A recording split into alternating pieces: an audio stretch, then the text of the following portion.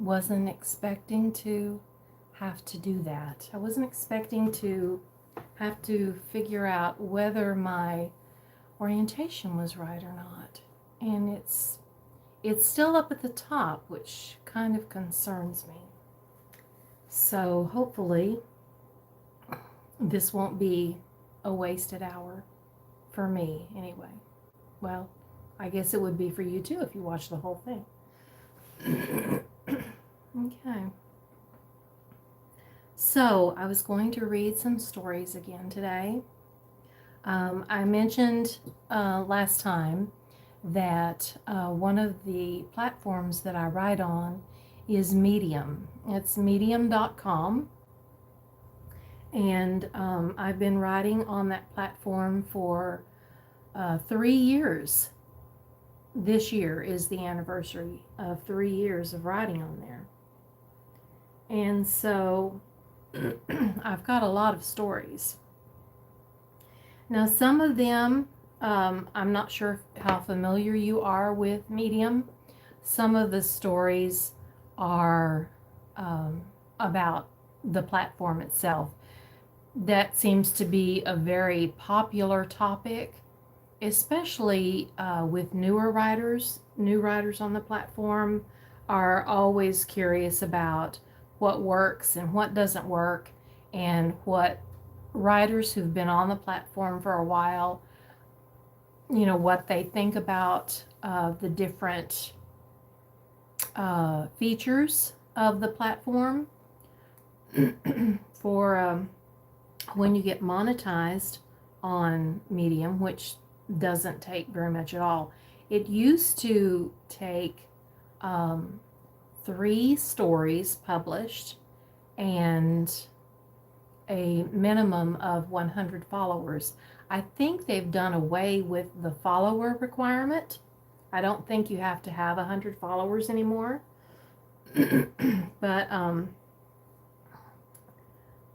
But it's very easy to get started writing on Medium, especially if you're interested in writing stories at all. And it doesn't matter what you write. You can write fiction, you can write poems. I've seen a lot of writers really getting into writing drabbles lately, which is a very micro form of writing. I think a drabble is 100 words exactly. So it does take a little bit of skill, but it's also, if you enjoy writing, and especially being around other writers and getting some feedback, then Medium is something that you should try. There's not a lot of money in Medium. The writer who first told me about the platform, at that time he had been writing for I think 2 months, and he was already making like several $100s a month from writing. So, and I think at the peak of his writing, he was earning over $900 a month. I've never reached that level of success. I think the most that I've ever earned is a little over 200. But even still, it's if you're not on the platform just to earn money, just to supplement your income, if you're there because you enjoy writing and developing your skills as a writer, then that is the perfect place for you to start. Okay, so I'm up to, oh no, I haven't read any of those yet to you, so I'm pretty sure, I think we're still back in December actually. Okay.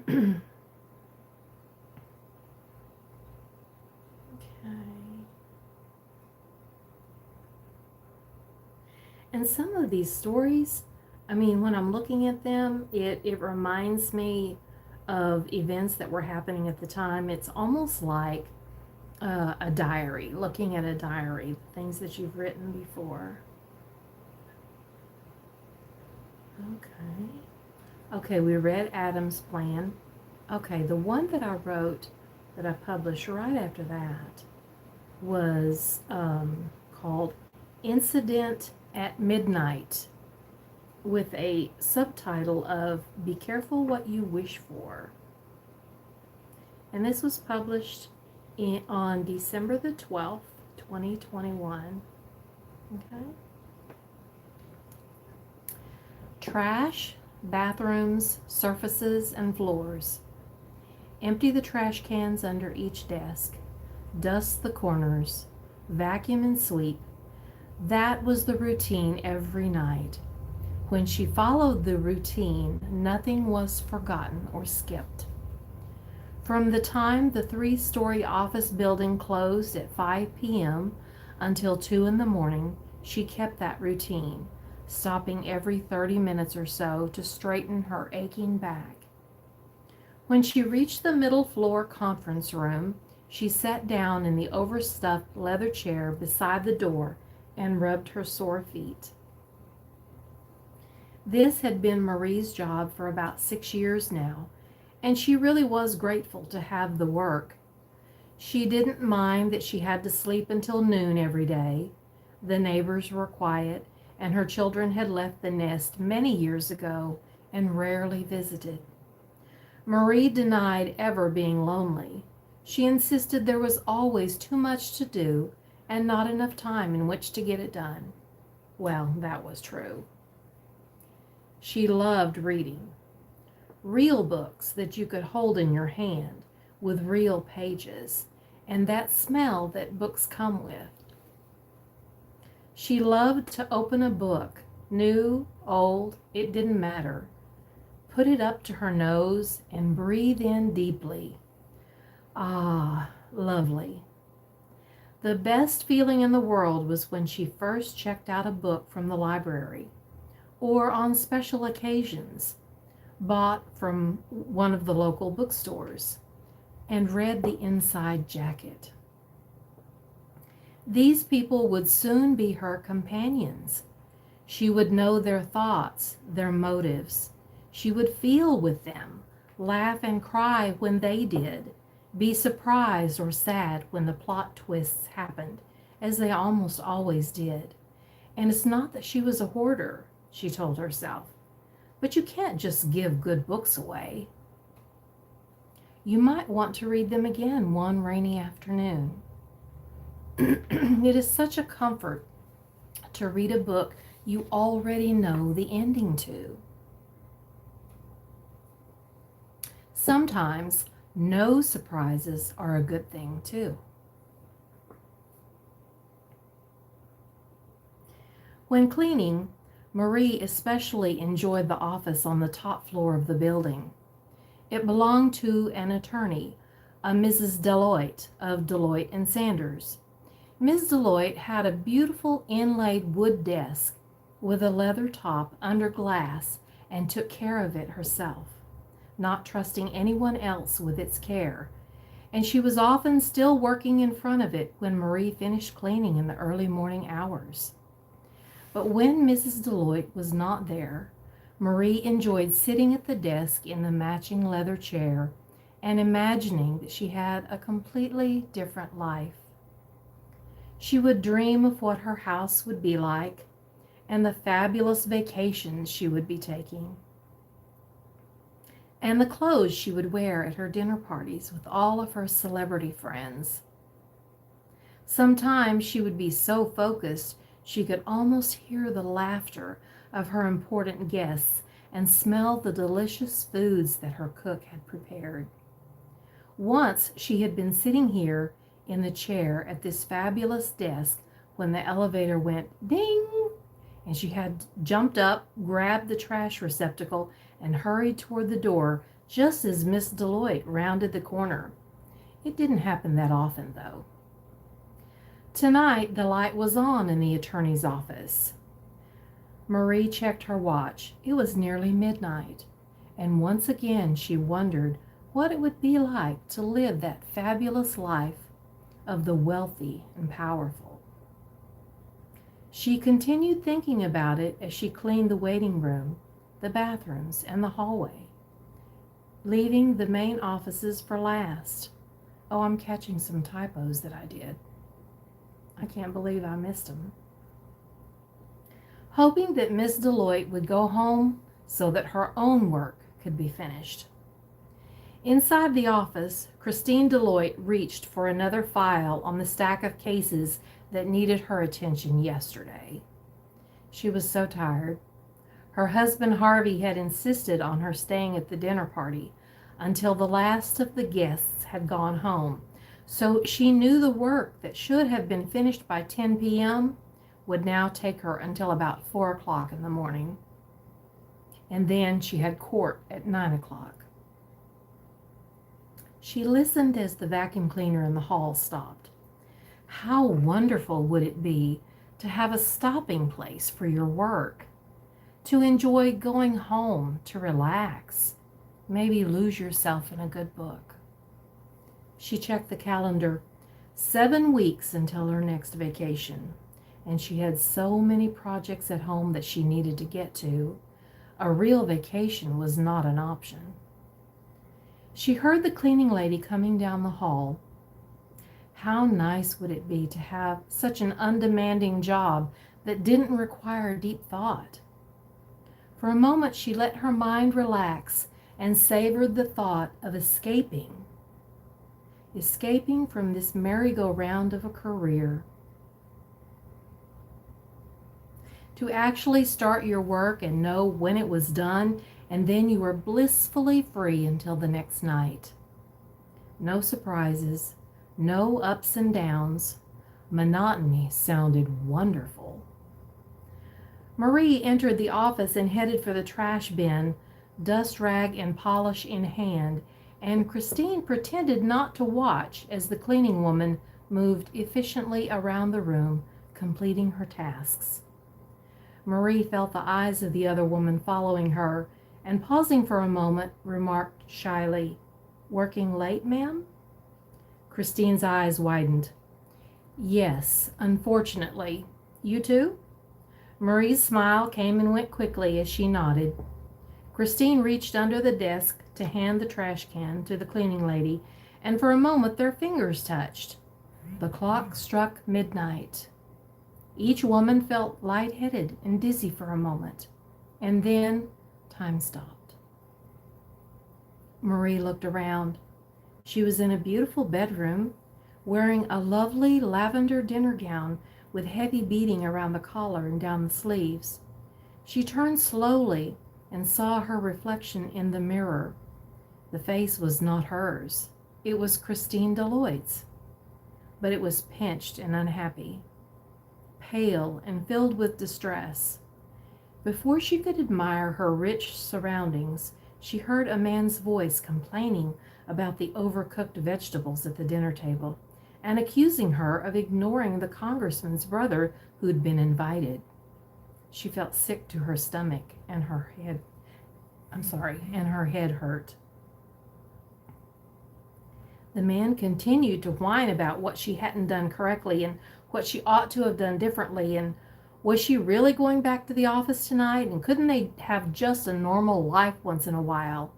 Marie closed her eyes.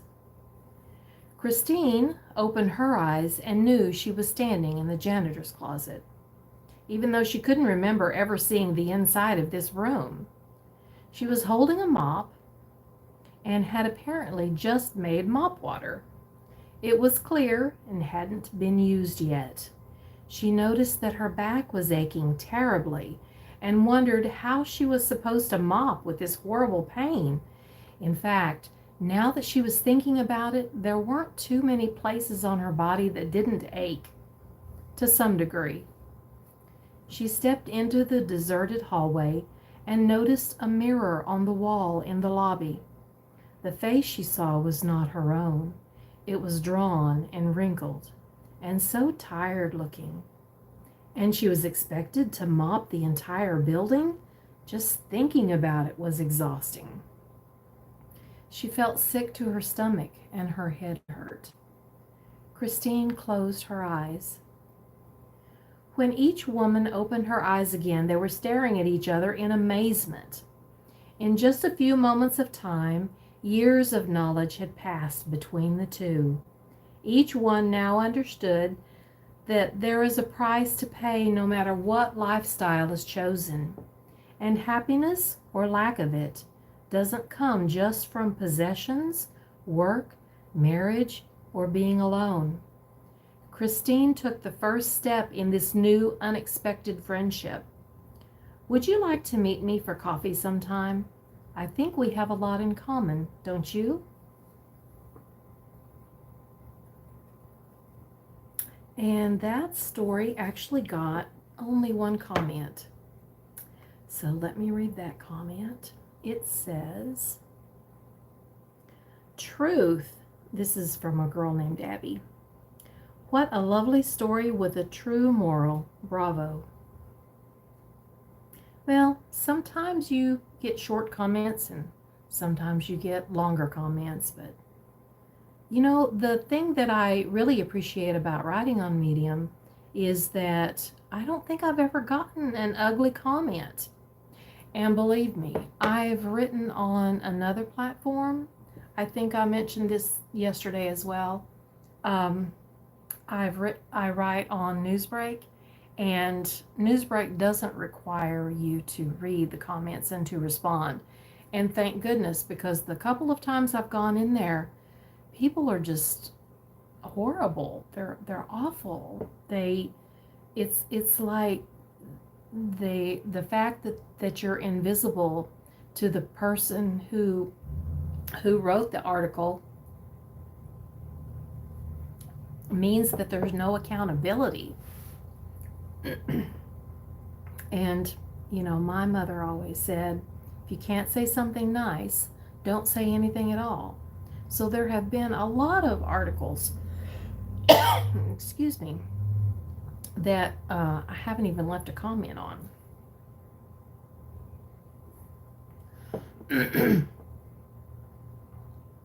Okay, let's see what else we can find for you.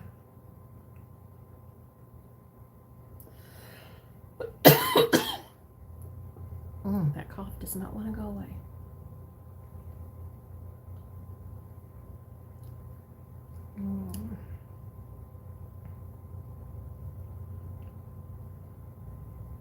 Okay, let's go back here. I'll be right back.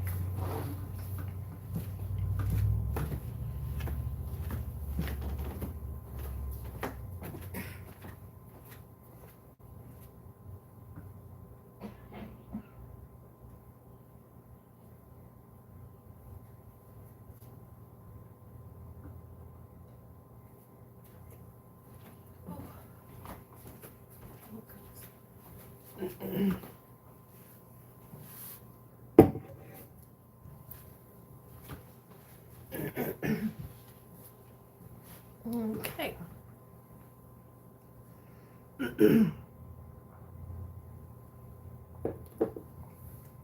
Okay, that was December the 12th. So let's go back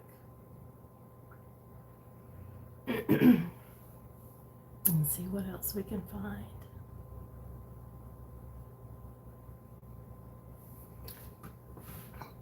I wonder why I didn't read that yesterday, because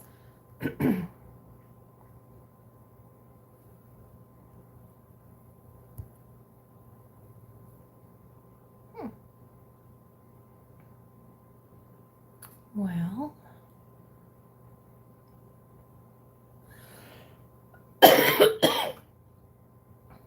it says my orientation is locked.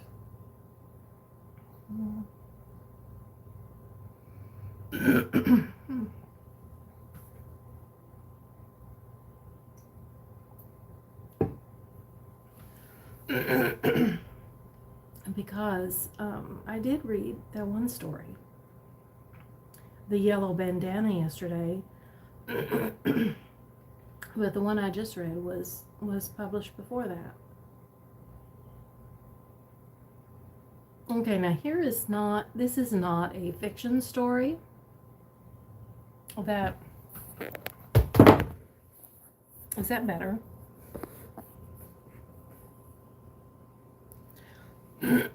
I don't know, but it looks better to me. Okay, so let's see.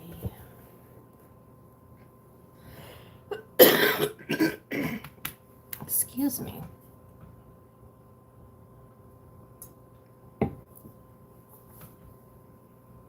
Okay. This is not a fiction story, but it was I think it's in the classification of an essay.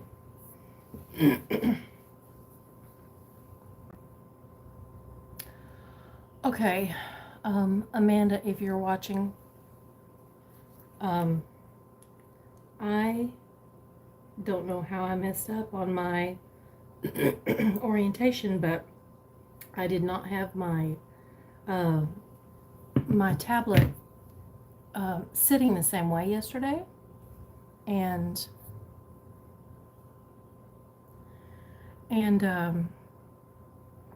it's confusing me now. So if you could text me on Messenger and let me know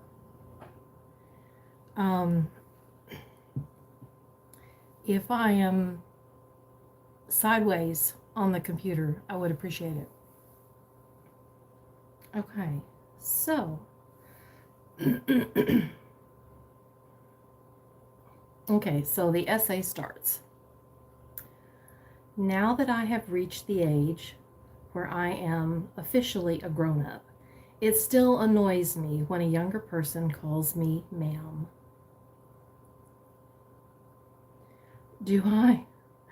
Thank you, Amanda. I appreciate it. Do I want respect? You betcha. But I do want to be reminded that I am so different in age and appearance from some young whippersnapper. Does that did I ask that as a question? Let me read it again. But do I want to be reminded that I am so different in age and appearance from some young whippersnapper? Does that give away my age? And the very fact that I have lived long enough to know the meaning of whippersnapper should not be held against me. Having reached a ripe old age, I'm not going to put a year in here, I have the advantage in that, unlike this person calling me ma'am instead of asking my real name, I have survived my teenage years, struggled through childbirth, and watched my own children grow up, only to be faced with mirror images of myself when they tell me, I'm young and strong and smart, I know everything I need to know, and you can't teach me a thing. Really? You don't get to be my age with an attitude like that. Oh, sure, young people look at you and smile and nod, but you can see the yawn in their shifty eyes. And you want to lift up your arthritic hands, take them by their scrawny necks, shake them around a little, and tell them a little bit about what you've learned in life. But that's not what they want to hear. Whoa, is that my voice telling them the same crabby sounding advice that my parents gave me? And did I respond any differently? Apparently, most of us are doomed to make our own mistakes because it's so difficult to listen to the generation that came before us. After all, that group of people didn't do such a great job of making the world a better place, did they? I agree to some extent. It's just that each of us only has a limited amount of energy.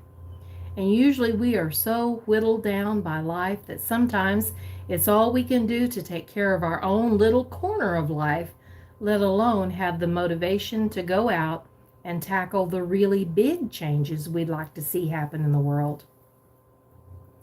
Instead, most teenagers are busy discovering their own talents, abilities, preferences, and in knowing and being involved with what is going on right now, not what happened in the past. Well, guess what? I am too. I'm still discovering new talents, learning new skills, and figuring out what I want to be when I grow up. In my mind, I'm still young and able. It's only when I get up slowly out of my chair, knees popping and foot numb from falling asleep, that my body reminds me of what years and gravity have done to it. This shell is not able to be an astronaut, a ballerina, or a deep sea diver. But my mind is able to imagine doing all of that and more. I can appreciate Tchaikovsky's Waltz of the Flowers, Bye Bye Blackbird from the 1920s, the Beach Boys, and after all that, still want to get up and dance to Pitbull's Fireball. But don't tell my kids. They get embarrassed if I use any of the new slang. Apparently, you're not supposed to know about anything that's going on in their spheres. I'm not allowed to say cool, but everything else is apparently reserved for people who look young, whatever that means. When I look in the mirror, I can see past the wrinkles and gray hair to the face that once was, the one that matches my mind and youthful heart. One day, you will be older too. Then you will hope that others will be able to look at you and see the real you, the person you are on the inside. Excuse me, I can't clear my throat. We were all once young flowers. We were all young at one time. And we are all young flowers on the inside still. So when you next speak with an older person, ask them what their name is. Smile and look directly in their eyes. It's okay to treat them like a normal person. And don't assume that just because they look like an elderly person, they must think like one too. On behalf of those who are age challenged, I thank you. Okay, so that essay was written 3 years ago. It was written in December of 2021 and published on Medium. And once again, if you're not familiar with that platform and you enjoy writing of any type, whether it's memoirs or you want to start your biography, or if you just like writing poetry or fiction, or there are a lot of writers on there who write technical articles and business articles. I even know of a couple who started writing like they would write once a week. They would write like a chapter of a story that they were working on. And they committed to writing at least once a week, at least one chapter once a week. And then at some point, their book was finished and they could collect all of those chapters together and publish them, which several of them have done. And you will also find published authors on there at the top of the screen where it shows their pictures and has their biography. If they've published a book, then it is the picture of their book and a link, I think, is right underneath that. So you will find a lot of real published authors on there.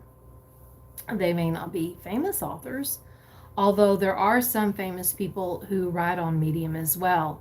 Will Wheaton, who was Wesley Crusher in Star Trek, The Next Generation, he writes on Medium. I believe President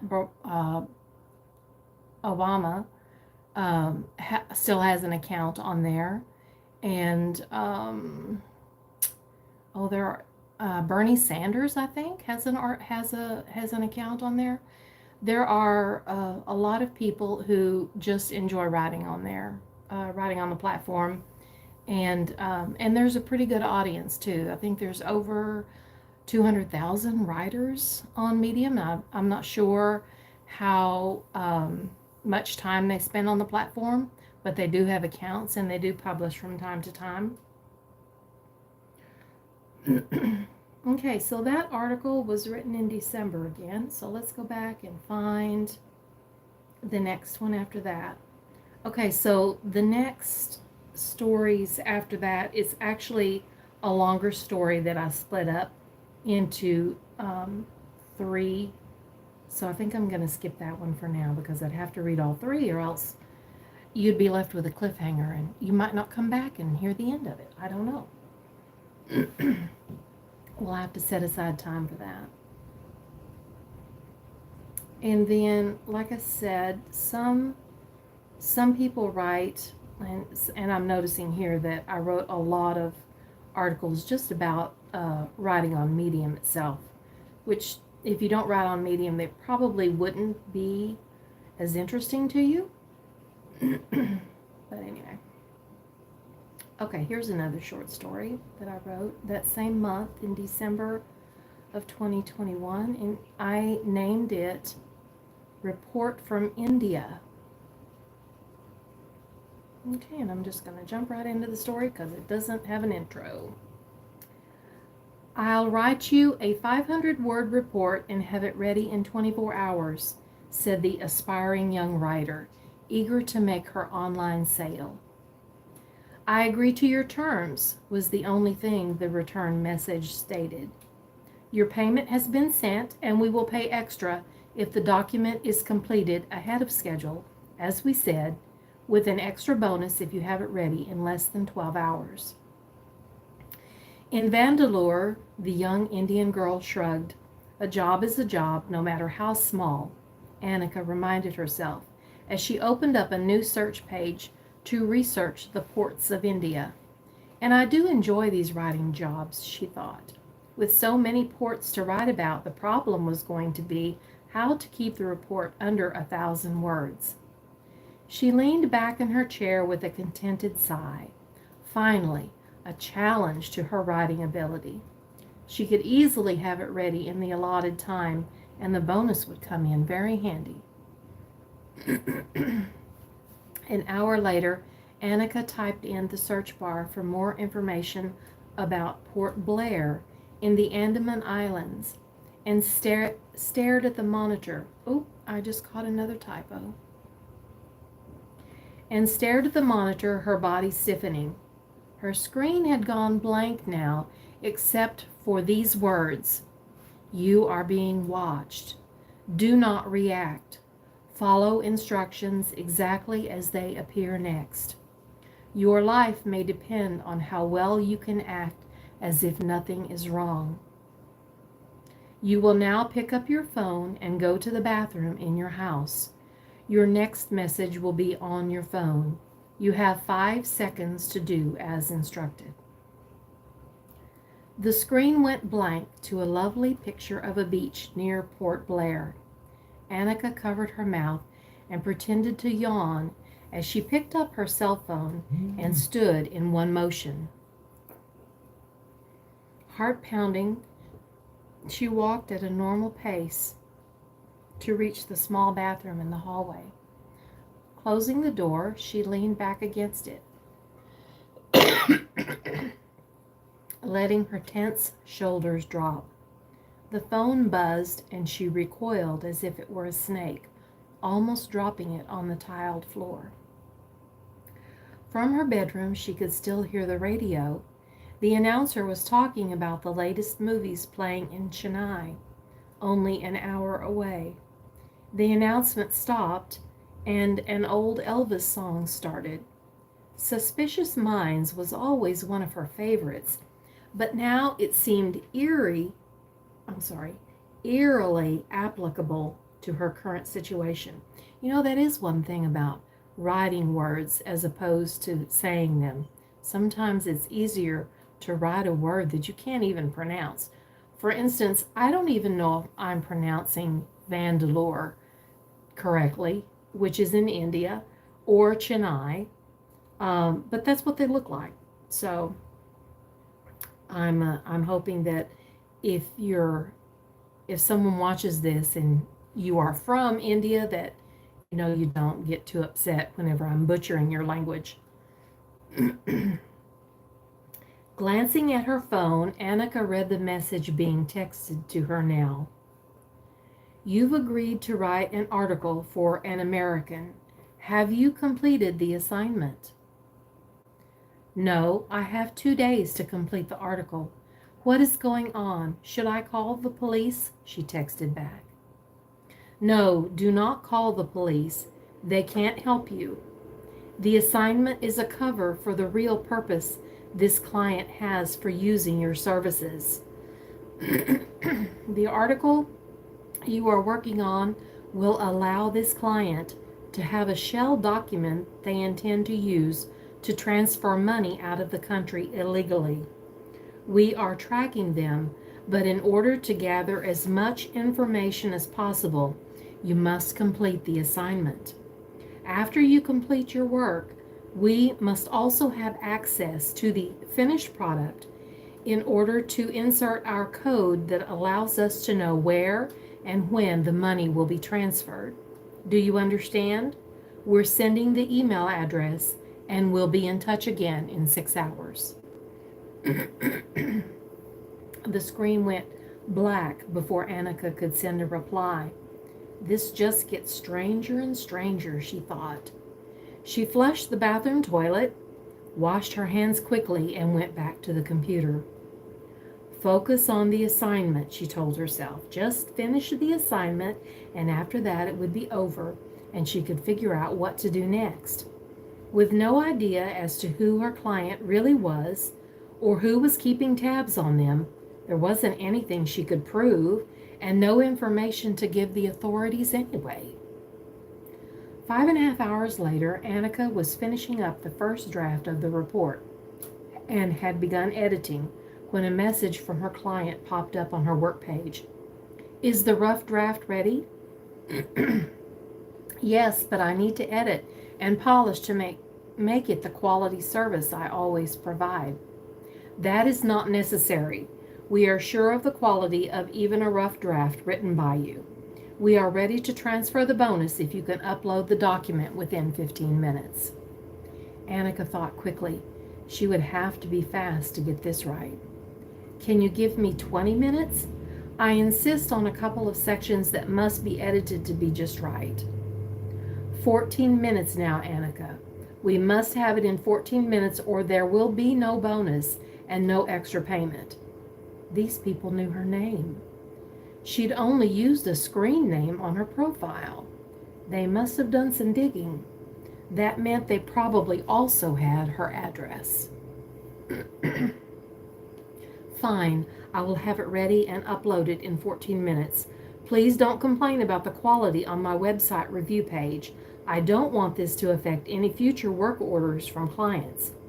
But the screen did not flash any more messages, and Annika glanced nervously at the clock, even while keying in a text to the unknown people watching both her and her client. Uploading rough draft now. Can you put code in now? She pushed the send button on her phone and sent the draft as a link in the email. 17 endless seconds later, the answer came back. Got it. Encoding now. While she was waiting for the encoded file to be returned to her, Annika got the email set up for the client through her work page. All she would have to do is upload the new file, hit send, and this would all be over. This has to be the most surreal day of my life, she thought. What an adventure, and not one she dared to tell. 4.5 minutes had gone by and her nerves were on edge. Not much time left. This was going to be a close one. Bing! The message popped up. File ready. With 1 minute and 45 seconds to spare, Annika hacked into the encoded file, found the tracer code, and disabled it. Inserting her own code into the document, she made a copy for herself and downloaded it onto a USB drive. At 1 minute before deadline, she uploaded the newly encoded file to her client and received confirmation of receipt. She wiped the computer memory clean before throwing it into the incinerator chute in the hallway. Throwing on the borrowed burqa, She was completely covered when she exited the apartment, the USB drive safely in her pocket. It was the only thing she was taking. By this time tomorrow, the money that her client would have sent illegally to some undisclosed location out of his country would show up in her own Swiss bank account. The furnished apartment had been rented under a fictitious male name, and there was no way any of this could be traced back to an Indian girl named Annika. She had made sure of that. Well, I don't know about you, but I've always enjoyed writing stories with just a little twist at the end. So I thought about how I could make that one a little bit interesting right at the very end. So I got a couple of sentences on that, and comments, I'm sorry. And one of them, well, actually both of them, look like they have people with Indian names. So let's see what they have to say. Shamim says, every sentence is a twist. Thanks for sharing this story. And Siddharth, there's no A on the end. I've heard Siddhartha. This one is just Siddharth, said, wow, many twists and turns, thrilling till the end. And that's exactly the response that I would have been wanting at the time, and probably still do. Okay, so let's see what else we have got. So several of those stories I was actually writing while I was at my cousin's in Florida. I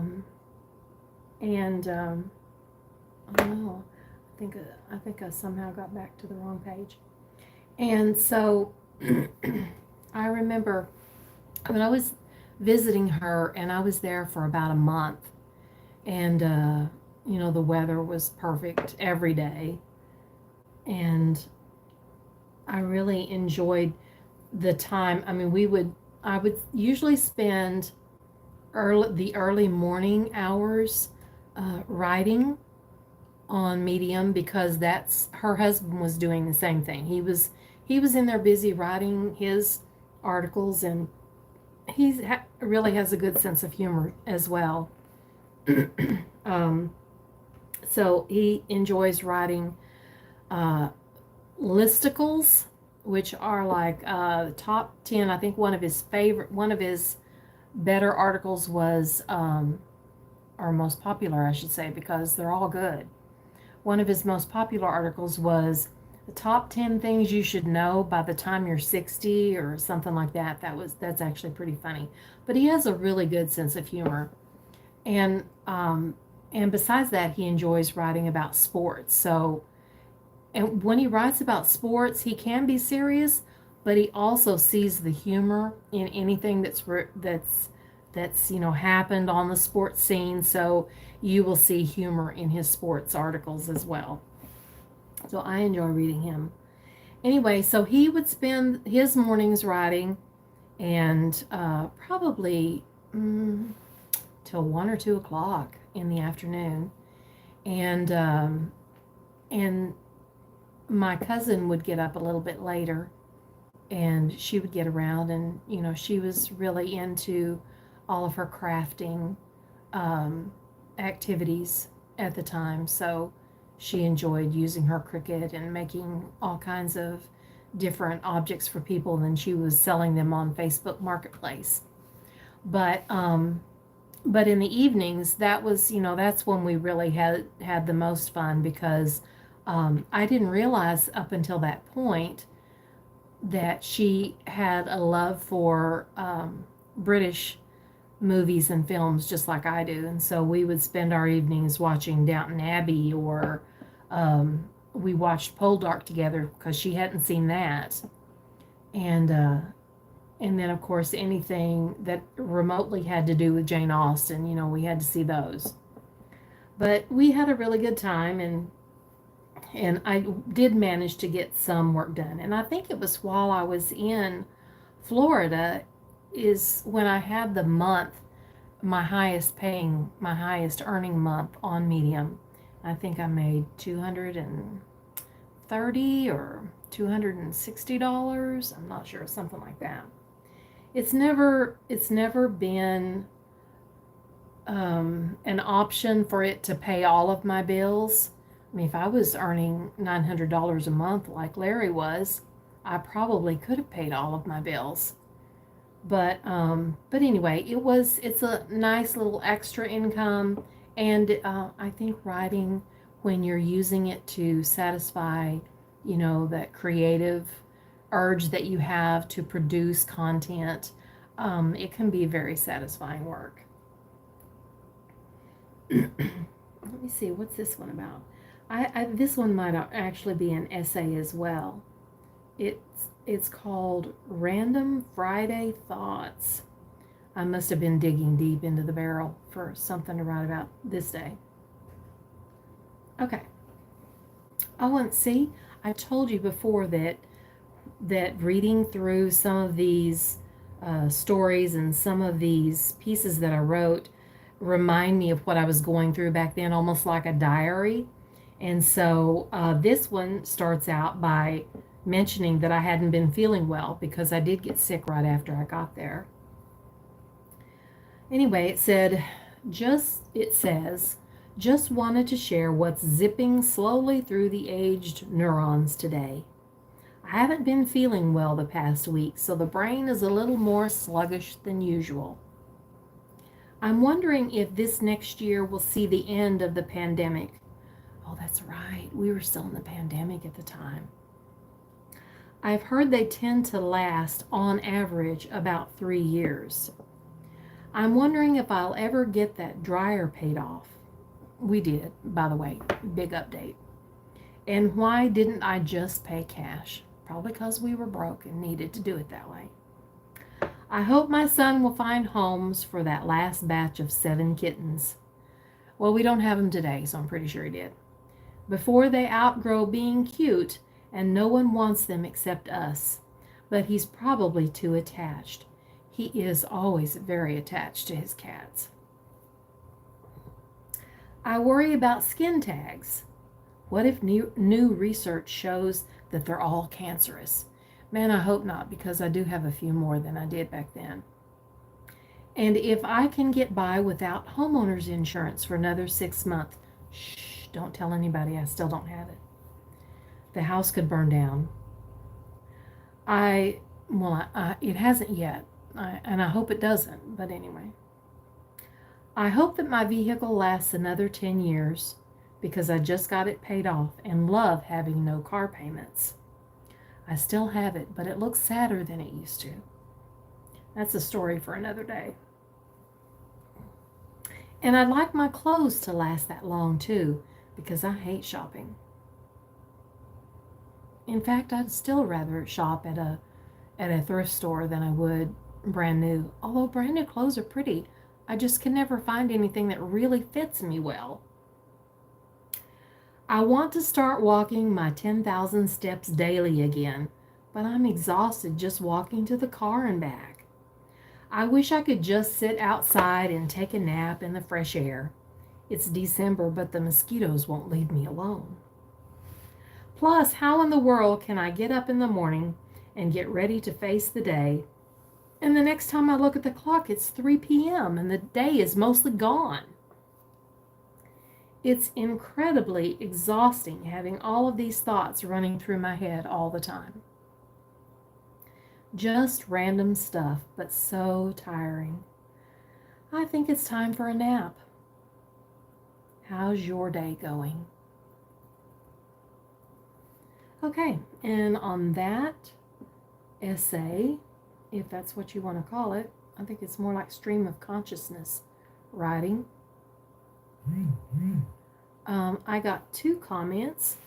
Joanne says, unfortunately, my random thoughts always occur when I go to bed. Insomnia all night long. Oh, and I answered it by saying, keep your phone near your bed with a recorder app and talk into it when you have insomnia. You'll have more ideas than you have time to write them all. And that's still a pretty good suggestion. And then Patricia wasn't really wordy. All she wrote was fabulous. So I have occasionally, in the past, very infrequently, been fabulous, according to other people. So it must be true, right?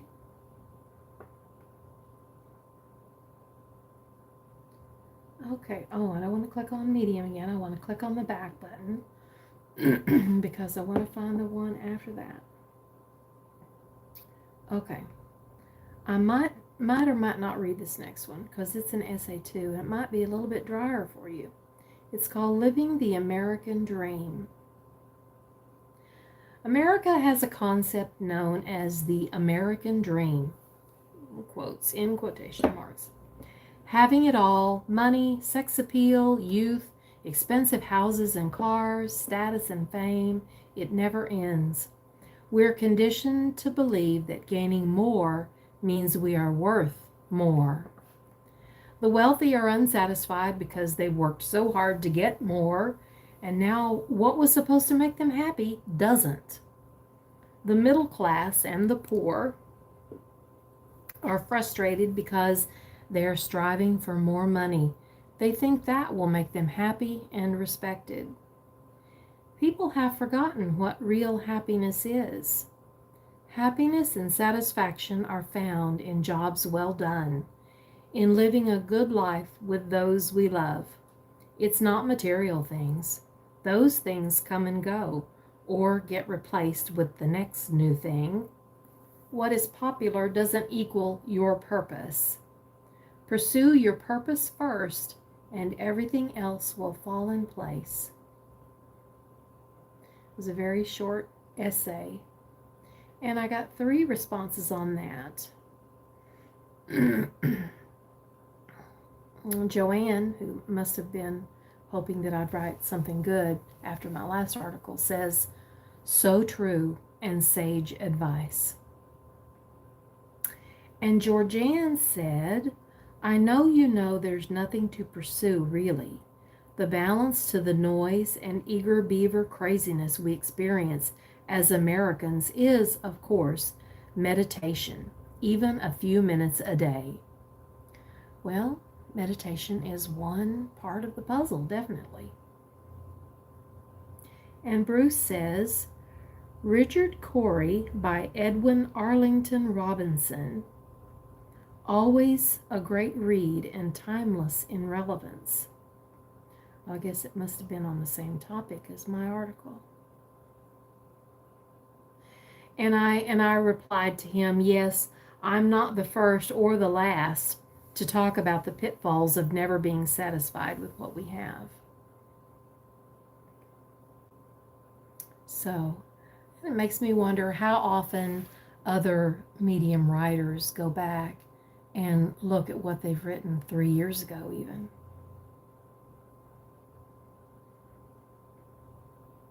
Especially in reading the comments, the people that responded to them. Okay, let's see if we can find another fiction piece.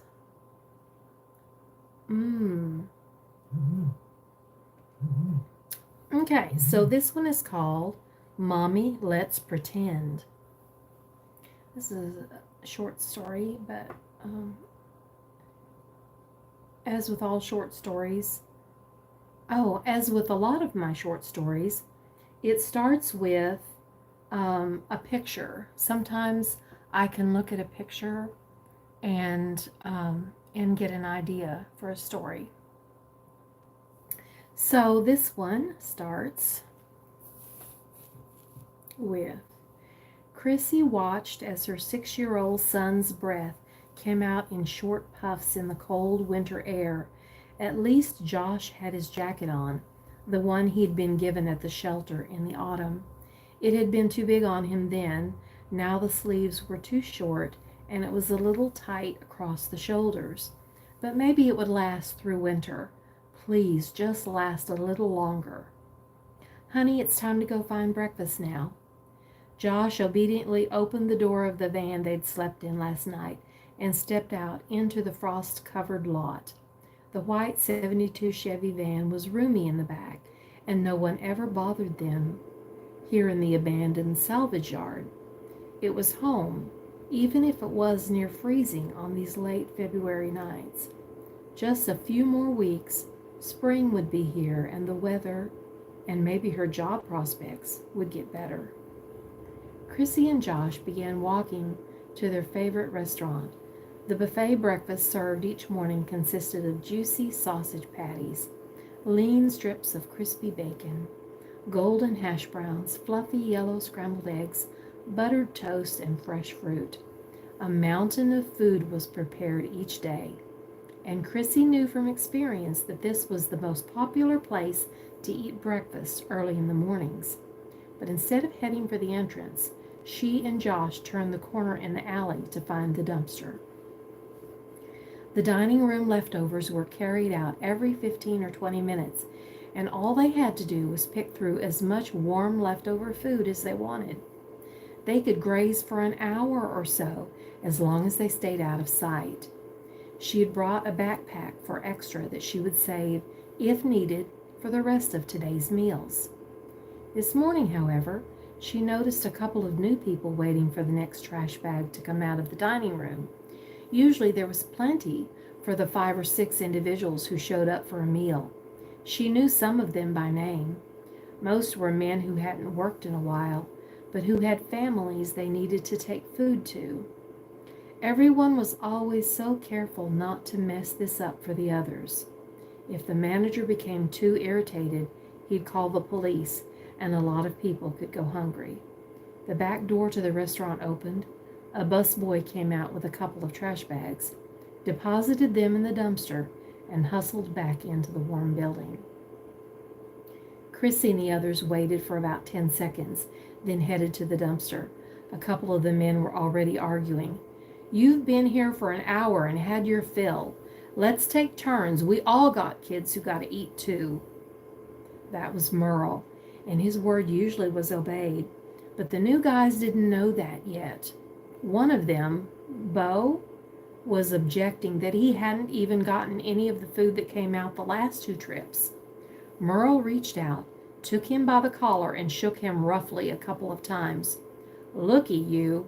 All of us only got about 20 minutes until the next boy comes out that door. We got families to feed right now. We let you take your turn, and there's still plenty more coming out the next 2 hours or so. What you say..." Sorry, let me back up a little bit. "What say you let the young lady and her little boy get them some breakfast before it gets too cold for any of us to eat?"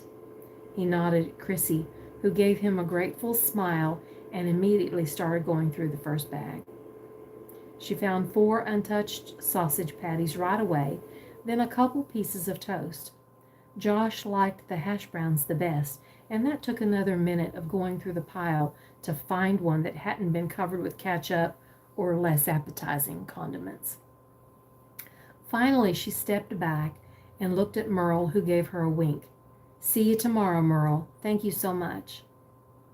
She and Josh ate their breakfast while she walked him to school, where Josh would have a nice hot school lunch at least, and she'd have what she saved from breakfast, unless she could find some samples at the grocery store again.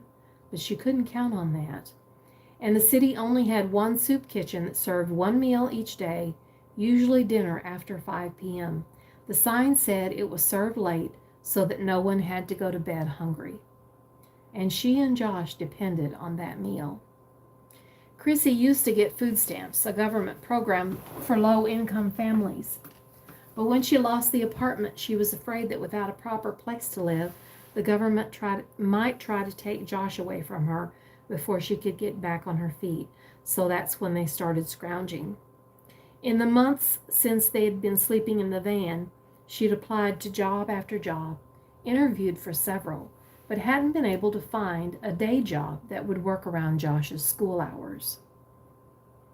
This morning, she had plans to go to the city library again, look in the newspapers, and use the free computers to look for jobs nearby. It was only 15 blocks away, and she could rest for a while before going to the grocery store to check out free samples and to the park for lunch. After lunch, she would be looking for aluminum cans that she could cash in for a little extra money and go by the local thrift store dumpster for free clothes and other items they had thrown away.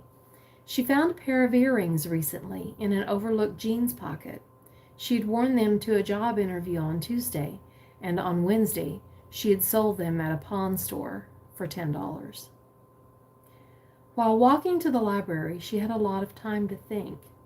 She had had so much time to think lately, and that wasn't always a good thing. Before the divorce, she had never thought about much beyond her narrow, sheltered world.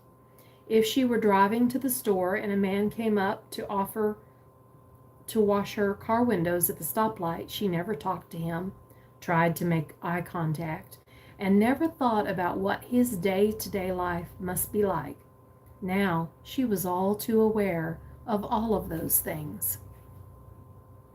When her husband William had left, he had moved out of state for another job and abandoned her and his son. He hadn't sent money like he'd promised. In fact, she hadn't heard from him since the day she received the divorce papers. With no work experience, no friends, no savings, she'd only had until the end of the month to figure something out. The landlord took pity on her and let her stay an extra month, but once the utilities were turned off for non-payment, he told her she'd have to find another place, or he was required to call child welfare on her. So she went to talk to the manager of the women's shelter, told her what happened and how they had no place to go. She and Josh stayed there for a month, with her looking for work and not finding anything, until the shelter told her it had a 5-week limit and she needed to make other arrangements. So she'd made up a story about calling her sister to come get her, packed up their belongings, and found the van to sleep in. Some days she was so discouraged she thought she couldn't go on. But every time she picked up Josh from school and heard his excited chatter about a new thing he'd learned that day, or about his friends, she felt better. At least he didn't seem affected by their situation, she thought. As long as he could have a happy childhood, she reassured herself, maybe she wasn't a total failure at being a parent. She tried to remind herself now, walking to the library, of how much she'd learned about how to survive. Sometimes she was amazed when she remembered how many things she owned when she was married. Really, all a person needed to live was pretty basic stuff. Air, food, water, clothes. Everything else was just extra. A home, electricity, running water, heat, a car. She remembered that last year during the summer, there was a game that she and Josh had played. They had gone to the park after William had gone to work one morning. Josh liked to play in the park, and he liked to play let's pretend games. So she'd thought of a new one. It was called Let's Pretend We're Homeless. She'd ask, if we were homeless, what would we do? Where would we go? What would that be like? Well, now she didn't have to wonder anymore. She was living that pretend game, only it wasn't pretend anymore. It never ended, and at the end of the day, they didn't have a nice, snug house to go home to. Being homeless was her life now, and if she didn't find a way to make it change soon, her son might have to grow up on the streets. She smiled grimly. She could either choose to stay where she was or create a new and better future for herself and her son. With renewed determination, she opened the door to the library, breathed in deeply the scent of books and leather and hope. Okay, so that story actually several pieces of it came from my own life. I remember when my oldest son was little, and we did have a place, of course, but we would go for long walks, and we would I was on welfare at the time, and that was before he was old enough to be in school.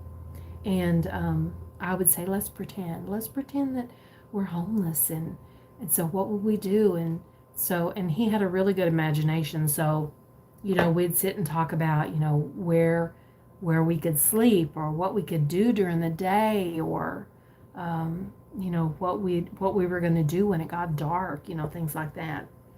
And then of course we'd go home to our nice little apartment in the projects, and enjoy it and appreciate it even so much more. And then there was another piece later on in my life. I remarried, and it was not to it didn't turn out very happily. And I had to leave at one point after 3 years of marriage. And so we found ourselves in a local shelter. It was about 40 miles away from where my ex-husband lived. And that was rough. I feel sorry for people who have to be in the shelters. I'm glad that they're there, but if there's any other options, definitely do something besides staying in a shelter. I didn't realize how stressed out most of those women who stay in the shelters are. And of course they're not around anybody else usually. And so the only people they can take their stress out on is the other people in the shelter. So yeah, that was a little rough. And we were there for about 2 weeks. So I was glad to be out of that. So that story, is a scenario that I've often thought about. What it would be like to be homeless and to not have the options. And the thing is that you can always find somebody who is, or think of somebody, or see somebody on TV that's worse off than you are. And as long as you allow it to make you grateful, then you have learned a very good lesson indeed. Well, I still have so many more stories that I wrote that are on this platform that I still want to read on here. So I will be back. I'm trying to go live at each afternoon. So, and I was a little bit later today because my friend Amanda said she was going to be out of town and she wouldn't be back until about 3. So I got on a little after 3 just because we live several miles apart, and this allows her and I to spend a little bit of time together as well. Although I haven't seen, you're supposed to be able to see your comments on here, and I can't see any comments. So I'm not sure if anyone's commented on it. I apologize. I will catch it after it's processed and been posted. Not that you're not here right now, because obviously you are. But I will try to, if there are any comments, I'll check for those. And then tomorrow I may actually get into that one story that I didn't get to read because it has 3 parts. And at the time that I was writing on Medium, I didn't want really, I know that there are other writers who post really long articles, like I remember David, what was his last name? Perlmutter used to post like articles that were like 19 minutes long for you to read. And but most of my articles I've always tried to keep like under 5 minutes. So I really needed to break this one up because it was going to be really, really long. And it was called Not Myself. Yeah, it's called Not Myself Anymore. A story about a young girl who finds herself in a unusual situation. So, on that note of suspense, I will leave you and I will be back tomorrow.